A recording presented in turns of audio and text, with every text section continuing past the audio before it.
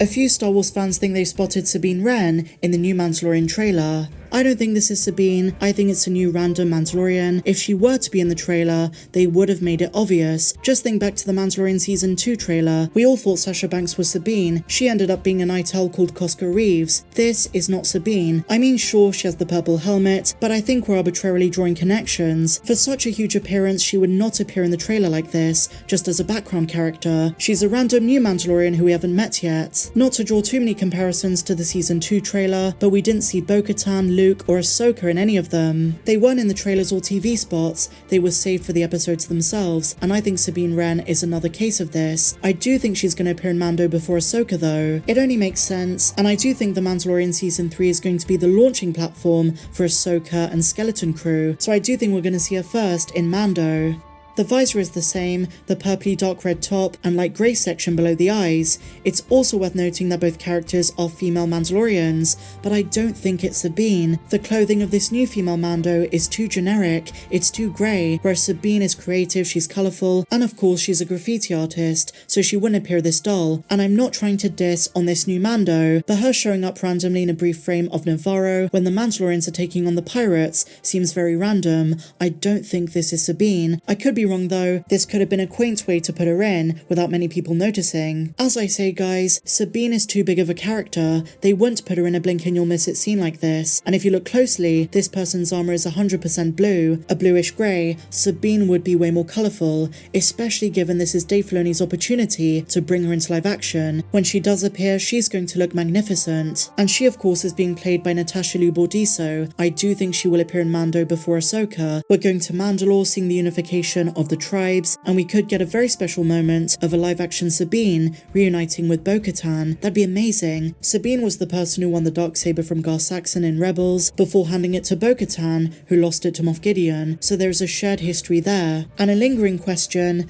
does Sabine still have Ezra's lightsaber, and is she gonna use it? This is such a great opportunity to set up the Ahsoka show. And here's the thing, we don't know how far along Ahsoka and Sabine are in their journey for Ezra. Have they started their search yet? They probably have, but where are they? Are they on Lothal? And so now, my dear friends, we have a couple of updates for Skeleton Crew, the upcoming Mandalorian spin-off with Jude Law. The first season is confirmed to be 8 episodes. And we also now know the cinematographers. Sean Porter, best known for his work on Green Book and Generation, is doing episodes 1, 2, 7 and 8. And David Klein, who worked on The Mandalorian and the Book of Boba Fett, is doing the rest, 3, 4, 5 and 6. And so now guys, it's pretty common for actors to campaign for roles that they want in franchises they love, and Star Wars is no exception. Over the years there have been a whole host of actors who've wanted to play a role in the galaxy far, far away, and in some cases their wishes have been granted. Well, today we have a case of an actor who's been wanting to play a role in Star Wars for ages, and he has a specific character in mind. Let's dive straight into this. The Last of Us star Gabriel Luna is actively campaigning for this Star Wars role. Who could it be?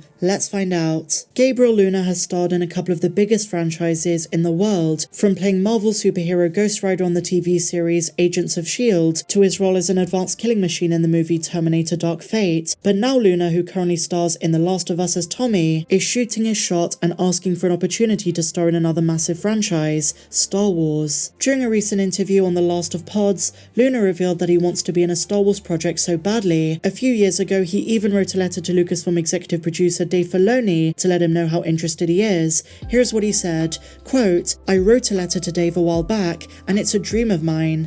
I mean, there's all kinds of possibilities there. I'm just wishful thinking and hoping. I will always prepare as if I have the job. If that day should ever come, I'll be ready." Now here's the thing, when Gabriel Luna wrote the letter a few years ago, he knew exactly which character he wanted to play. He told Dave that his dream role is Ezra Bridger, the Jedi from Star Wars Rebels, who as we know, is going to appear in the Ahsoka show, being played by Amanis Fandi. He says, "This was me throwing my hat in for a certain Ezra Bridger. This was years ago, not ever knowing they'd do anything in live action." As I just said but reinstated here, unfortunately for Luna, Ezra is going to be portrayed in live action by Amanis Fandi alongside Rosario Dawson in Ahsoka. But he's got a plan B. He says, "I'm a big fan of the High Republic stuff. There's another great character there that I think I might be angling towards," and he revealed this character is Elzar man, a Jedi Master from the High Republic series. Now, I've got to say, this is a very unique and different sort of request. We rarely have mainstream actors this involved in Star Wars to the extent where they know the books and comics, let alone the High Republic. Now, the big question is, could we see Gabriel Luna in The Acolyte? And the reason I say that is that's going to be the next High Republic live-action series. They're currently filming here in the UK for a 2024 release, so is this character going to be in it?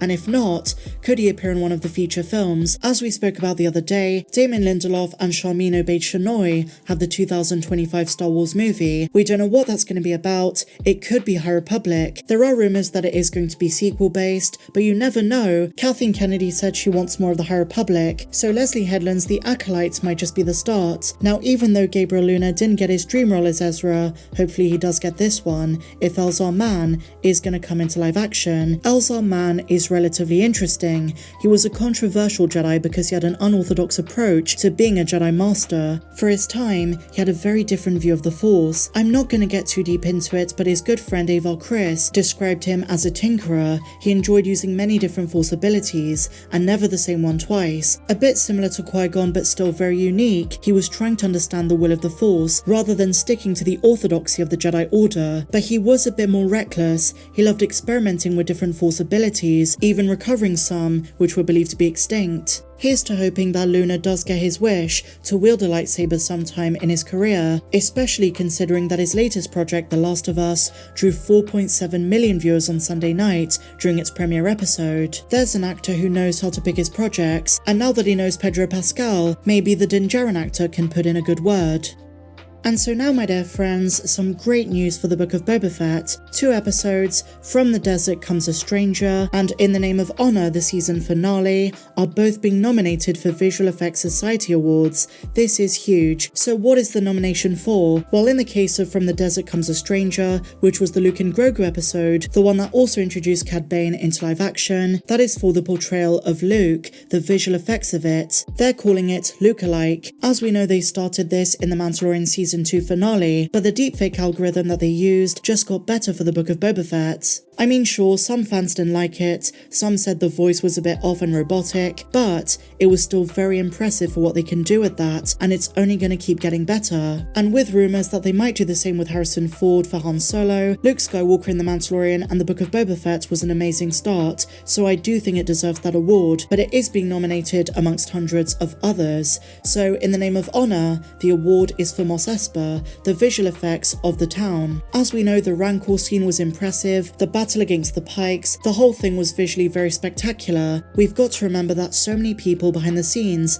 make these shows what they are, make them possible in the first place. So even if we don't like the creative direction, the writing, the directing, whatever, these visual effects artists spend hundreds of hours behind the scenes making them possible. So they do deserve the recognition. Hopefully they do well for the 21st Annual Visual Effects Society Awards. I don't know if they have a chance amongst the likes of Jurassic World Dominion and Avatar: The Way of Water. At least they got nominated. So with that said, guys, that brings us to the end of today's Star Wars news update. If you enjoyed this one, please be sure to give me a big fat thumbs up, subscribe if you're new, and if you want more videos that you can't find here on YouTube while also getting your name at the end of my videos, then click the link down there in the description. But until the next one, guys, may the Force be with you always.